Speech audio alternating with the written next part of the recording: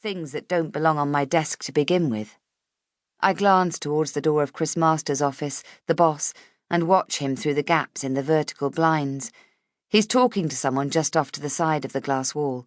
I tilt my chair back onto its hind legs, crane my neck, and see that it's Jacob, the new guy. He won't be happy. He only just started working here barely a week before I went on leave. Abruptly, Jacob turns his head and looks right at me. I lower my eyes and fiddle with bits of paper just as Chris's door opens and the two of them walk out into the main office area. Chris claps his hands. "Okay, everyone, into the conference room, please." Mike winks at me, and I smile. The conference room, as Chris calls it, is basically a corner of the open-plan office. There's a table no more than 3 feet square, covered with old copies of the Herald that always seem to end up there until I tidy up and find a spot for them. "Grab the laptop, please, Rachel. If you could take notes, that'd be brilliant," Chris says. "No problem," I reply. I spring out of my chair and quickly disconnect the laptop from the wide computer screen, and when I pull it away, the mouse and the keyboard fall to the floor. I'm sure everyone is looking at me, and I feel myself blush crimson. "Where's Vivian?" Chris asks. He checks his watch with a quick flick of the wrist. Then he looks right at me. "Welcome back, by the way, Rach." "Thanks, Chris." "You wouldn't know where Vivian is, would you?" "Sorry, I don't." I wonder if she texted me. I wish I hadn't left my mobile back at my desk. Chris sighs.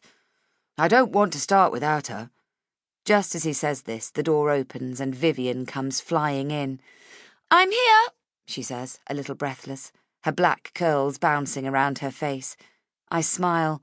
If that was me, late like this, I'd be quiet and apologetic, but Vivian just fills the room with her energy. She raises one arm in greeting. "You're all here. Sorry I'm late. Are we having a meeting? Did I miss anything?" I can't help but laugh. We all do. She brings a chair over and positions it next to me. I'm dying to talk to her about what's going on here, but I'll have to wait.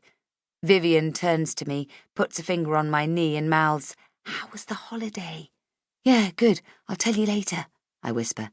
She leans closer and says, "You heard the news about this place?"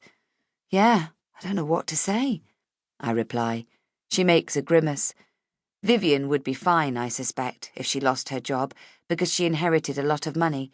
But that doesn't mean she doesn't care. She works here because she likes what she does, and it's a step closer to her goal of becoming a journalist. A proper one, she likes to say, although never to Chris's face, I noticed. "Can we all concentrate, please?" Chris says. I look around the room to see if anyone was expecting this meeting, but from the look on their faces, I'd say not. In fact, everyone looks terrified. Chris clears his throat. "Now, you all know our situation has been dire, to say the least." He looks right at me and says, "Rachel, Vivian can fill you in later." Mike explained, so I have an idea what's going on, I say. "Okay, that's good. So, people, listen up. We have probably 8 weeks to turn things around." "8 weeks?" That's Perry, almost shouting. He's the other senior writer. "What are we going to do in 8 weeks that we haven't done in the last 18 years? He bellows. There's a wave of murmur around the table. I can feel the corners of my mouth drop. 8 weeks. I look at Vivian. She's biting her bottom lip. Then Chris lifts his hands, palms out, and we're all quiet again. "Like I was saying, unless we can turn things around." He turns towards Jacob, who is standing next to him, and says, "Jacob has an idea that just might get us out of this tight spot." Jacob nods gravely to himself and clears his throat. "I don't know if it's the solution yet, but it's something I've seen other newspapers do successfully. If I can put it into context, there seems to be an upward trend in—" "Just tell them," Chris interrupts. "No, actually I will. It's a podcast." "A podcast?" Vivian asks, taking the question right out of my mouth. "That's what I said." "Am I writing this down?" I ask. "And how's a podcast going to help?" Mike asks. "Ever heard of Serial, the podcast phenomenon? Downloaded 1 billion times across the world? What about—" He turns to Jacob.